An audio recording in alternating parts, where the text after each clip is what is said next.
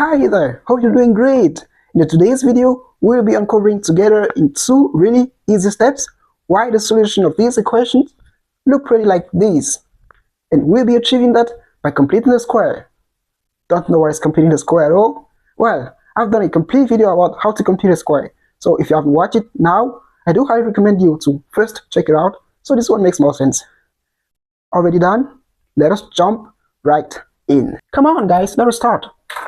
So the approach here is really easy.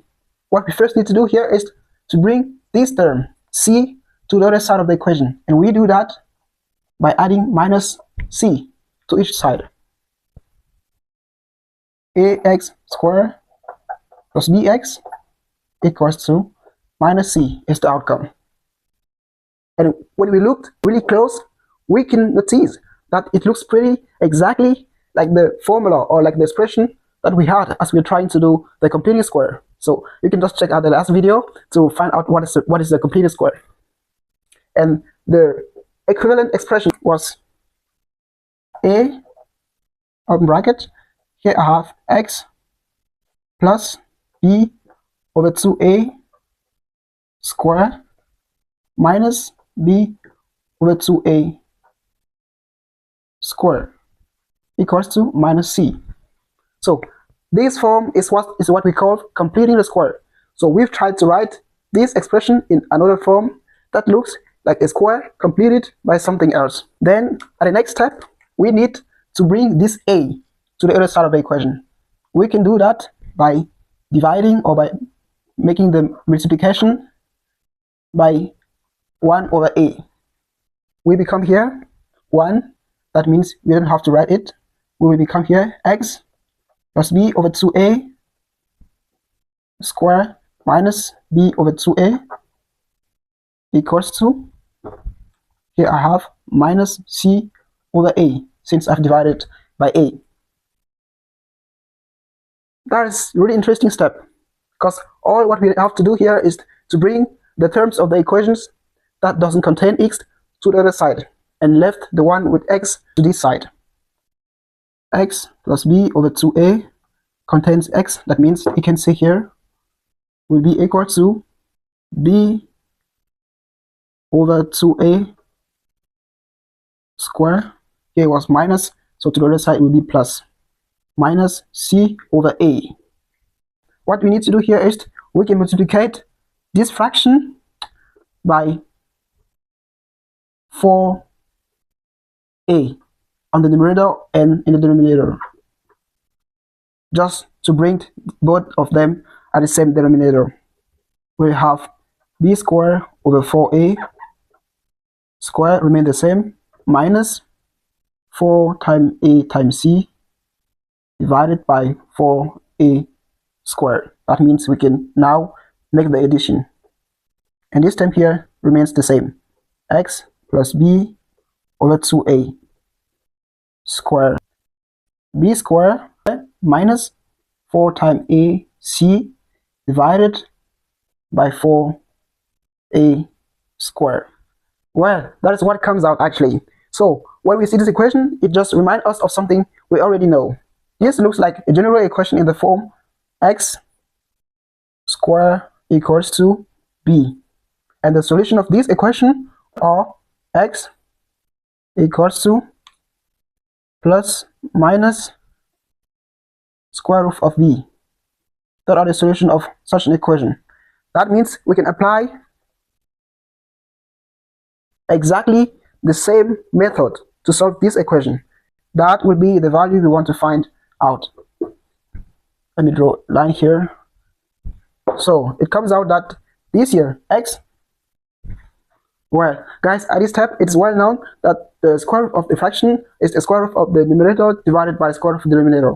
So we can write here easily x plus b over 2a will be equal to plus minus the square root of the numerator, that is b squared minus 4 times ac divided by the square root of 4a squared. We have here x plus b over 2a will be equal to plus minus square root of b squared minus 4 times AC divided by 2a. Since the square root of 4 is 2 and the square root of a squared is a. Alright guys, I think once we reach this form, it becomes really easy to find out what is the value of x. This formula or these equations look pretty like a general form of equation we all know. And this is x plus a number equals to something else becomes to b. That means the solution x will be b minus alpha. So that means in our case, we just have to take this here to the other side. X will be equals to minus b divided by 2a. This here remain the same, plus minus the square root of b squared minus 4 times ac divided by 2a. So guys, you surely have noticed that these both fractions have the same denominator. That means we can easily add their numerator. We become here x equals to minus b plus minus the square root of b squared minus 4 times ac divided by their common denominator, which is 2a in our case. So guys, we got it. Really interesting. So, and I also hope you've noticed that this expression is the one that is often called the discriminant delta. We often use it to solve quadratic equation, and that is the first thing we think about when it comes to solving this type of equation. I hope you now understand more where this formula comes from and how you can use it to solve the equation. It might be not clear enough, but we're going to do a little example now so you understand it better. So, this is our practice case. In fact, as a little boy, I used to have a lot of meter, even though I don't remember where the majority of them are today. But I've kept my precious gold medal ever since. So, let's just assume I've accidentally dropped my precious gold medal from the 10th floor of this building. And I want to find out how much time I have left before it hits the ground and breaks, or someone steals it.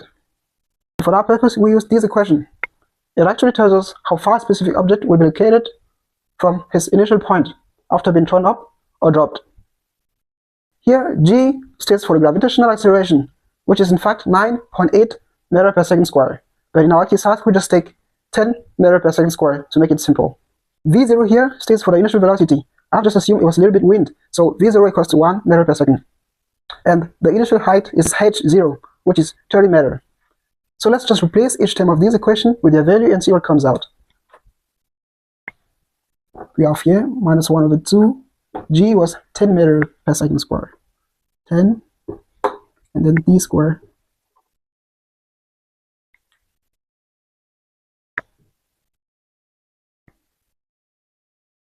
H0 was 30 meters.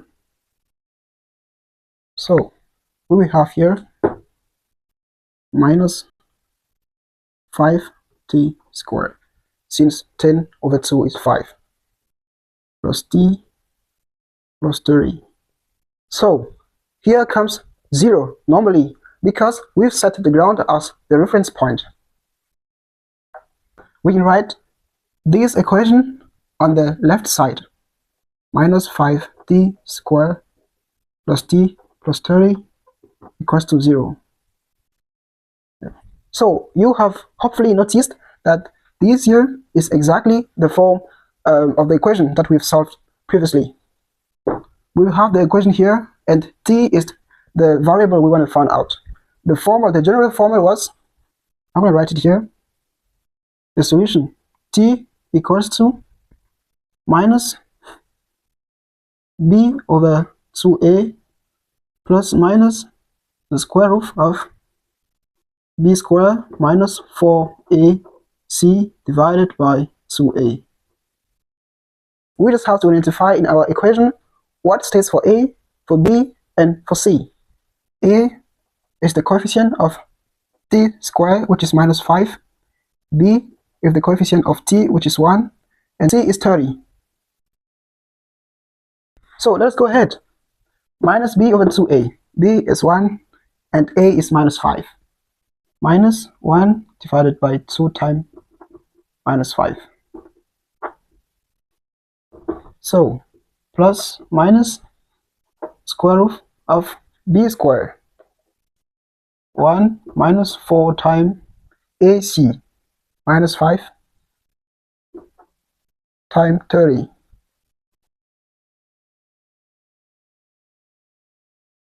divided by 2a.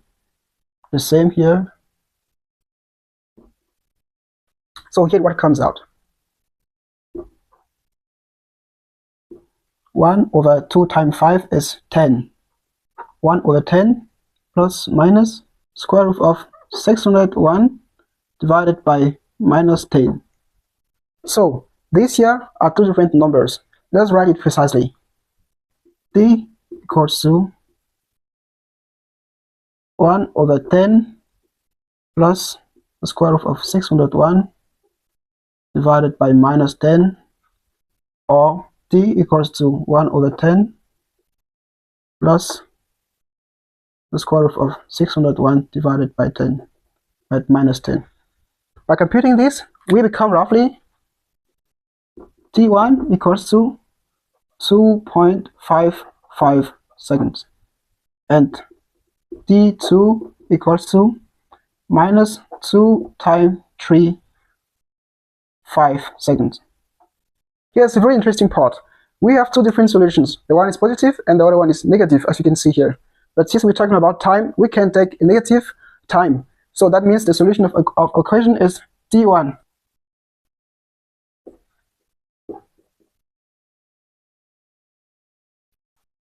So guys, this literally means I either have the opportunity to run as fast as I can to save my method from being stolen or broken, or just say goodbye to it. I just hope this video helps you having a clearer and better understanding on how to solve quadratic equations and where this formula comes from. And I do hope that you now are able to use this formula to solve general quadratic equations and also some problem in real life. Oops, must leave right now. Just have 1 second left, but you just have enough time to like, share, and hit the subscribe button. Just next time.